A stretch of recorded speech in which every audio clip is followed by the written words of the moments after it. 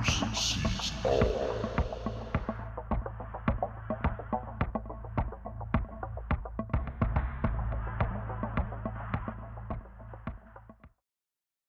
Hi everyone, Bruce Swartz here. Thanks so much for stopping by. Merci tout le monde d'être passé.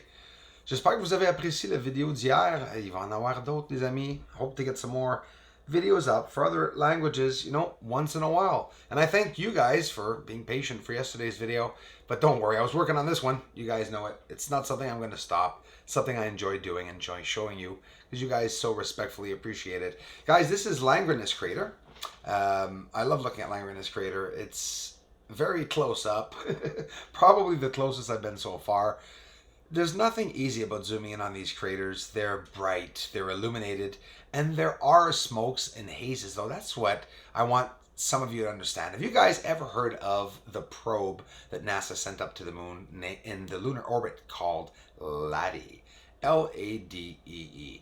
Just basic information about that probe is that it's up there collecting dust samples, basically with a camera, is viewing and analyzing and studying the dusts, hazes, and smokes on the surface of the moon. But still, today, some people just, they don't believe that there's a haze or smoke on the surface. If we zoom up excessively close to the surface and you want to see a crater and there's smoke in it, you can be sure as heck you're going to see that smoke there. And that's why I laughed yesterday, and I appreciated the comment. I got a comment of somebody who said, it's amazing how the blurry shots, because I guess people aren't understanding exactly what they're seeing. The blurry close-up shots, some people perceive them as blurry. Well, the closer you get in with any device, camera or telescope, the blurrier, obviously, it is going to become. But on the surface, here's, wow, Rima Hyginus crater. Isn't that incredible? They say it's a chamber that would have caved in and exploded, volcanic chamber. Yeah, right. Anyways, a lot of colors and greeneries up there, but it's true. The shots that I get that some say are blurry, well, they're actually clear shots that we see a haze over top of them. And like here in the bottom right, you can see some pixelation beginning because we're so close. I'm not hiding it, but look at the beautiful exposure of the center of this crater that we just got. And that's why it's so worth zooming in, and I know most of you appreciate it. I'm going to get some music up, and then we're going to look at a bit of everything, get a few of my favorite flybys on the sun by. I'm feeling, birthday-like, since it's the 3rd anniversary in August. I'm by myself to celebrate it, and I want you guys to be a part of it. And thanks for watching, everyone.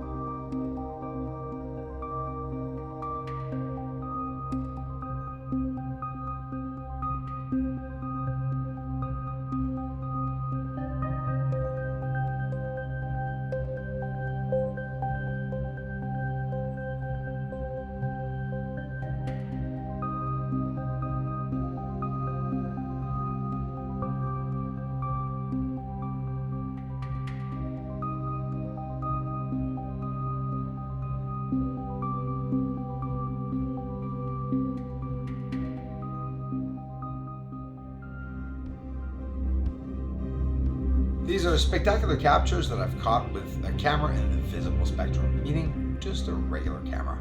And it was not in the infrared spectrum. I only started that this year. These were some of last year's captures, some of my biggest and best captures along the sun. I wanted to share a few of those with you.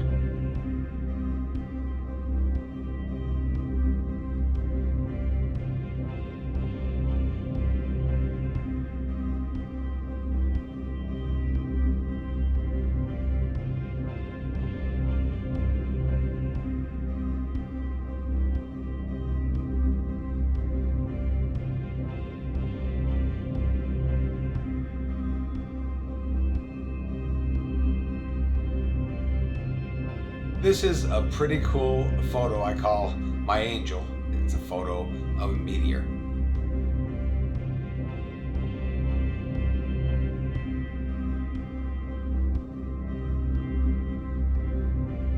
Here's an object that was flying by the sun that I paused in a still of one of the videos I posted last year, and you can see an object or several objects going by the sun, and they have a smoke trail at the back of it.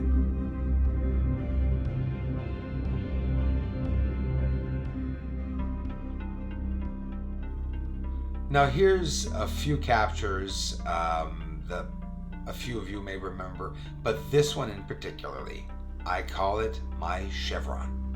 Yes, I'd like to see it again. I've seen it 3 times. This was the only first capture I was ever able to show you guys, and I've not seen it yet again. It was always beside the sun during the sun setting around 4:30, 5 o'clock, as the sun became closer and closer to the horizon. This object remained in place, did not change shapes, yet the clouds around it were all moving by.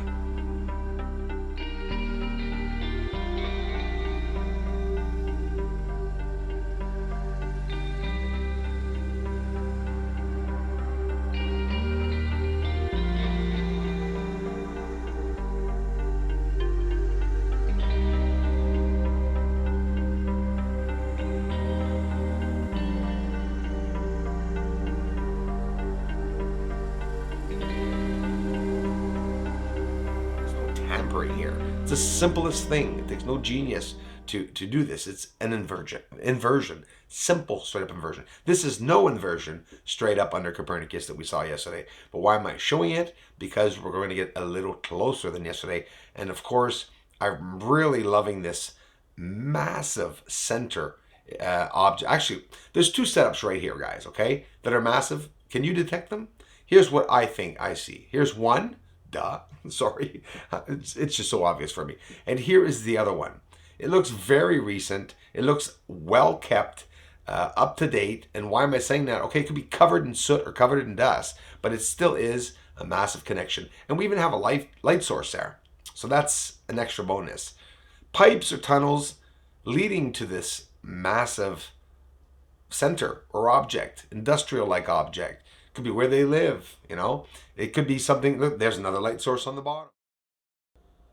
So I guess the closer China got to the surface of the moon, where the Sea of Rainbows is Sinus Iridum, they probably realized, and I do believe they have or had mentioned it back in 2013, that the surface was a little too rugged to land. I think that's once they had actually got up there and had seen that. They should have asked me, because I could clearly see that the surface is in no way flat or what is the word they used? They said it was like featureless, okay?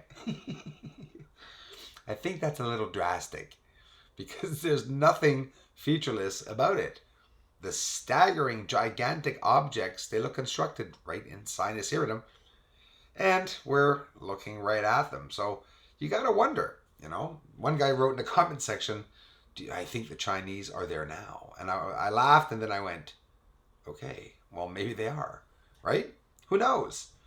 Maybe we have double worlds. We're holding the extra Chinese people up there, the extra races up there, you know, so that if a race is abolished here on Earth, they go back and bring them back. It's just start all over again, just like a holographic game they'd sell on Amazon.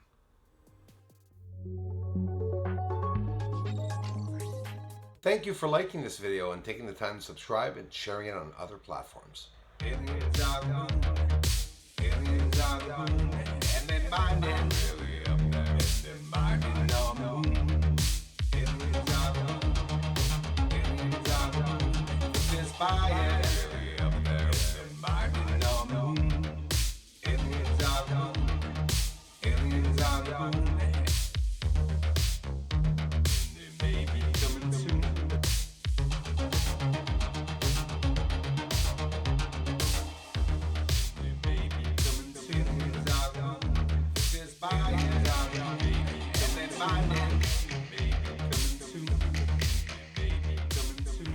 This is Houston. Say again, please. Houston, we've had a problem. For anything and everything, for whatever the reason you want to send me something, P.O. Box 341 in Valleyfield, Quebec. The postal code is J6S4V6. My name is Bruce Warts.